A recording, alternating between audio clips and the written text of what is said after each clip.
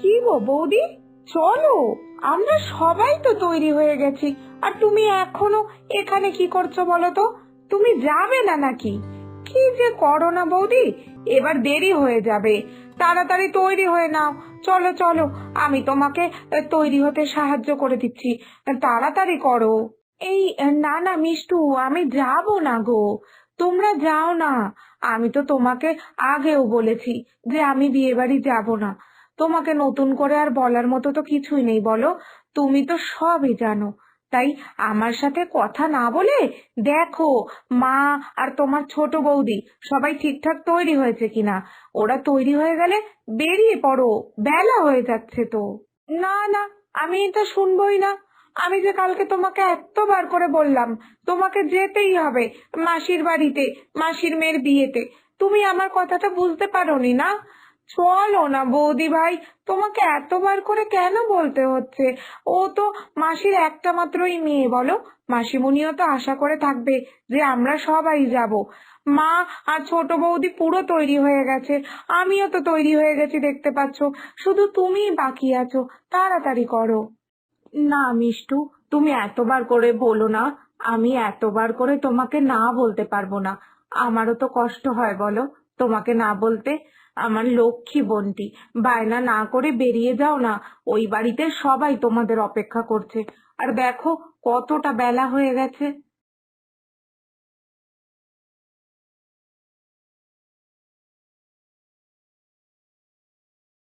এই, কি হলোটা কি মিষ্টু? তুই কেন বৌমাকে বারবার একই কথা বলছিস বলতো? বৌমা তো কালকেই বলে দিল যে ও যেতে পারবে না, তাও ওকে জোর করছিস? নে, এবারে এই সমস্ত ফালতু সময় নষ্ট না করে চল আমরা বেরোই। কি গো ছোট বৌমা, হলো তোমার? তাহলে বেরিয়ে পড়ো। এই তো মা, এই তো আমি চলে এসেছি। বলুন তো আমাকে কেমন লাগছে? ও, আবার সত্যি অনেকটা দেরি হয়ে গেল। থাক, আমাকে বরং বিয়ে বাড়িতে গিয়েই বলবেন যে আমাকে কেমন লাগছে। ওদিকে আপনার ছেলেরা তো বোধহয় পৌঁছে গিয়ে কাজও করতে শুরু করে দিয়েছে ওই বাড়িতে। আমাদের সত্যিই দেরি হয়ে গেল। তোমাকে আর কি বলবো বলো তো বৌমা, নতুন করে?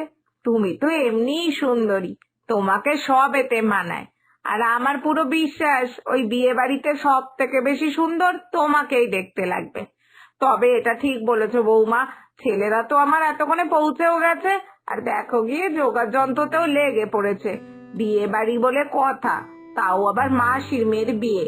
ভাইরা যদি হাতে হাতে কাজ না করে তাহলে চলবে কেমন করে বলো তো? চলো, এবার আমরাও গিয়ে একটু একটু কাজে লাগি, তাই না?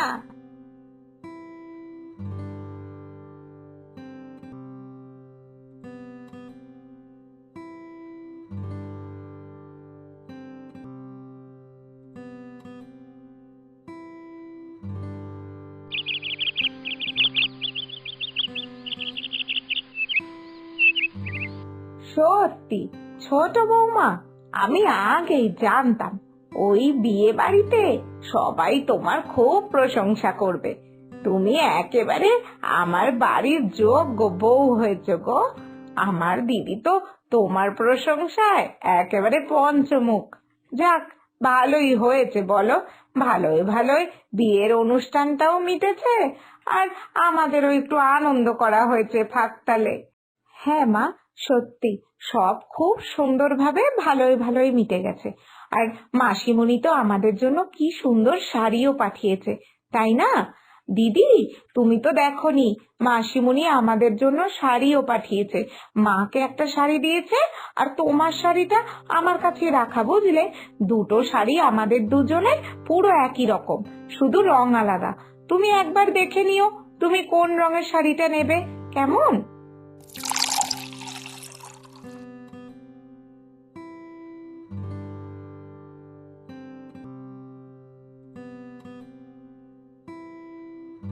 না না, আমার পছন্দ করার কি দরকার আছে? আমাকে তো এমনিই কোনো রং মানায় না, কোনো কিছুই মানায় না, সে জিনিসটা যত সুন্দরই হোক না কেন। তাই আমার পছন্দের ব্যাপার নেই। তোমার যা পছন্দ তুমি সেই শাড়িটা তোমার জন্য রেখে নাও, আর আমাকে অন্য শাড়িটা দিয়ে দিও। এ নিয়ে আমার কোনো অসুবিধা নেই। আরে ছোট বৌমা, ওই সবুজ রঙের শাড়িটা ওটা তুমি রাখো, আর বড় বৌমাকে এই হালকা কমলা রঙের যে শাড়িটা দিয়েছে ওটা দিয়ে দাও। আসলে বড় বৌমা তো ঠিকই বলেছে, বড় বৌমাকে সব রং মানায় না, তাই ওই হালকা রঙের শাড়িটাই বড় বৌমাকে তাও ভালো লাগতে পারে।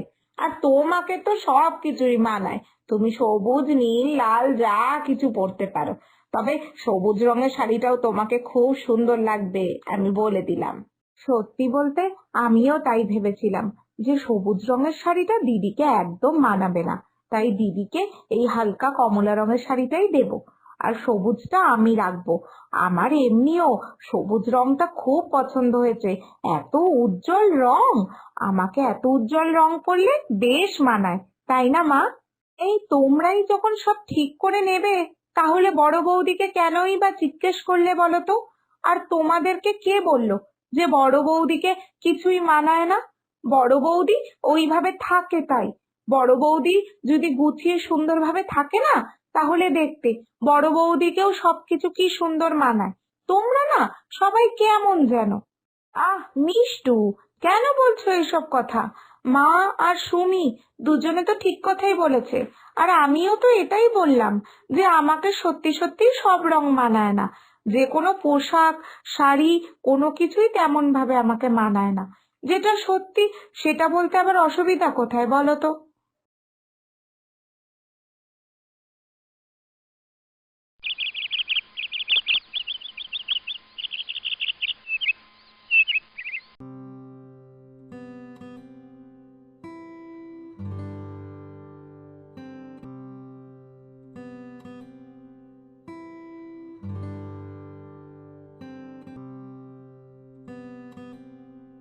কি রে মিষ্টু, চল, যাবে না?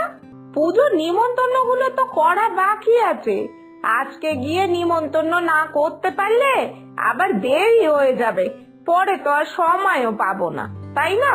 পুজো আসতে মাত্র 1-2 দিন বাকি, চল ওঠ তাড়াতাড়ি। না মা, আমার আজকে আর বেরোতে ভালো লাগছে না, তুমি বরং বড় বৌদিকে তোমার সাথে করে নিয়ে যাও।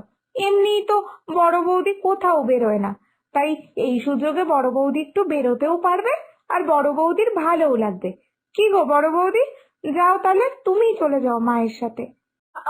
আ- আমি আমি না না, আমি যাব না কোথাও। মিষ্টু, তুমি কেন বারবার সব সময় আমার কথা তোলো বলো তো? আমি কোথাও কোনো সময় তো বেরোই না, সে তো ইচ্ছে করেই বেরোই না। তুমি তো সবই জানো বলো, কিন্তু তাও সব জেনে শুনে তুমি বারবার কেন এরকম করো? তুমি যাও না বাবা, মায়ের সাথে তুমি যাও, মা তো তোমার জন্য অপেক্ষা করছে বলো। সত্যি রে মিষ্টু, তুই কি বলতো, বৌমা তো ঠিকই করে, নিজেকে একটু সবার থেকে সরিয়ে রাখে। কে কখন বৌমাকে এই রূপ নিয়ে কোন বাজে কথা শুনিয়ে দেবে, কিছু একটা দুম করে বলে দেবে, তখন তো বৌমারই মনে খারাপ লাগবে, তাই না? আর সাথে সাথে আমাদেরকেও লজ্জায় পড়তে হবে।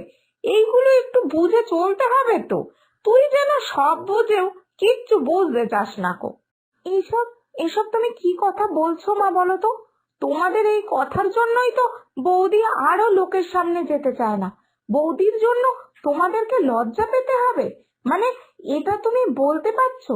বৌদির রূপ নিয়ে তোমাদের মনের মধ্যে এত ভয়? এই থাক রে মিষ্টু, তোকে আর কোথাও যেতে হবে না।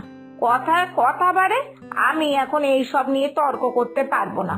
তুই বরং ঘরেই থাক, আমি ছোট বৌমাকে নিয়ে চলে যাচ্ছি। বাবা রে বাবা, ধন্যি মেয়ে একটা, সারাক্ষণ একেবারে অন্য জগতেই পড়ে থাকে। বৌদি, তোমার কেন বলো তো সব সময় মনে হয় তুমি সুন্দর না দেখতে? তোমাকে তোমার মা বাবা একেবারে চোখে হারায়, এত বেশি ভালোবাসে। আর আমার দাদাও তো তোমাকে কত ভালোবাসে, এমনকি আমিও, আমি তোমাকে কত বেশি ভালোবাসি বলো তো। কিন্তু তোমার মুখে তো তার কোনো আত্মবিশ্বাসের ছাপ নেই। কেন? সারাক্ষণ তুমি কেন নিজেকে এরকম গুটিয়ে রাখো, কারোর সামনে যেতে চাও না? ও তুমি বুঝবে না গো মিষ্টু, এই রূপের জ্বালা যে কি। রূপ যার থাকে না, একমাত্র সেই জানে রূপ না থাকলে নিজেকে লুকিয়ে রাখতে হয় গো। না হলে লোকের কাছে অনেক রকম কথা শুনতে হয়। আর আমার মনে হয় যে যেই ভুলটা আমি করিনি তার জন্য লোকের কাছে বাজে কথা না শোনার থেকে নিজেকে সরিয়ে রাখাটাই ভালো। অকারণে এত অপমান শুনতে একদম ভালো লাগে না গো। দেখো বৌদি, তোমাকে এত কথা শুনতে হয় কারণ তুমি লোককে কথা বলার সুযোগ দাও, তাই জন্য। আমাকেই কি দেখতে সুন্দর? দেখো না, আসলে দেখতে কাউকেই খুব সুন্দর হয় না, আর কেউই একেবারে কুৎসিত হয় না। বেশিরভাগ ক্ষেত্রেই আমরা নিজেদেরকে সাজিয়ে গুছিয়ে রাখতে পারি না, তাই আমাদের মনে হয় আমাদের বুঝি এরকম দেখতে বাজে লাগছে, আমরা বুঝি সুন্দর না। তুমি ছোট বৌদিকেই দেখো না, সারাক্ষণ কি সুন্দর পরিপাটি হয়ে থাকে। এর জন্য তো ছোট বৌদিকে দেখতে কি ভালো লাগে। কি যে বলো না মিষ্টু, তোমার আর সুমির সাথে আমার তুলনা? না সুমির সাথে আমার তুলনা হয়, আর নাই তোমার সাথে। তুমি না তুমি না কথা বলতে বলতে ভুলেই যাচ্ছ যে তুমি কাকে কি বলছো। বৌদি, আমি আজকে তোমাকে প্রমাণ করে দেব যে তোমার কারোর সাথে নিজেকে তুলনা করার কোনো প্রয়োজন নেই। তুমি নিজেই অনেক সুন্দরী। তবে হ্যাঁ, তোমার চোখে মুখে যেন আমি আত্মবিশ্বাসের একদম অভাব না দেখি। নিজেকে যত নিজের চোখে ছোট করবে, অন্য লোকরা সেই সুযোগে তোমাকে আরো ছোট করবে। এটা তুমি বোঝো বৌদি। তাই বলছি, দয়া করে দয়া করে তুমি আত্মবিশ্বাসী হও। চলো, আমি বাকিটা তোমাকে আমার ঘরে গিয়ে বলছি, চলো।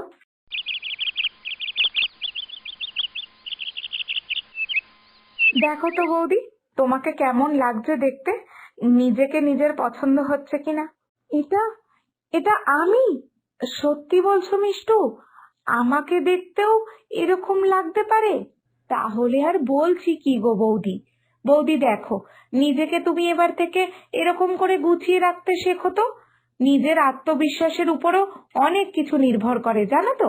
এবার থেকে তুমি এইভাবেই চলবে, কেমন? তাহলে দেখবে তোমাকে আর কারোর সামনে থেকে চলে যেতে হচ্ছে না, নিজেকে লুকিয়ে রাখতে হচ্ছে না।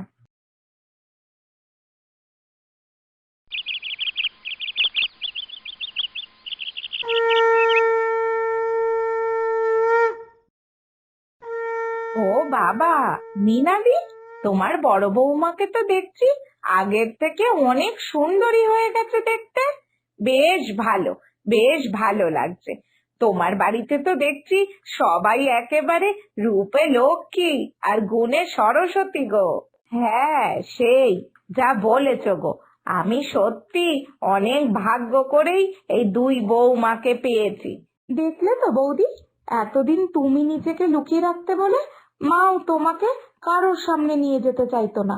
আর আজকে তুমি নিজের থেকে সবার সামনে এসেছো বলে মাও কত খুশি হয়ে তোমার কথা সবাইকে বলছে। আর কালকেও তো দেখলে, বলো, মা, ছোট বৌদি, দাদা সবাই তোমাকে দেখে কত খুশি হয়েছে। সবটাই আত্মবিশ্বাস গো বৌদি, সবটাই আত্মবিশ্বাস।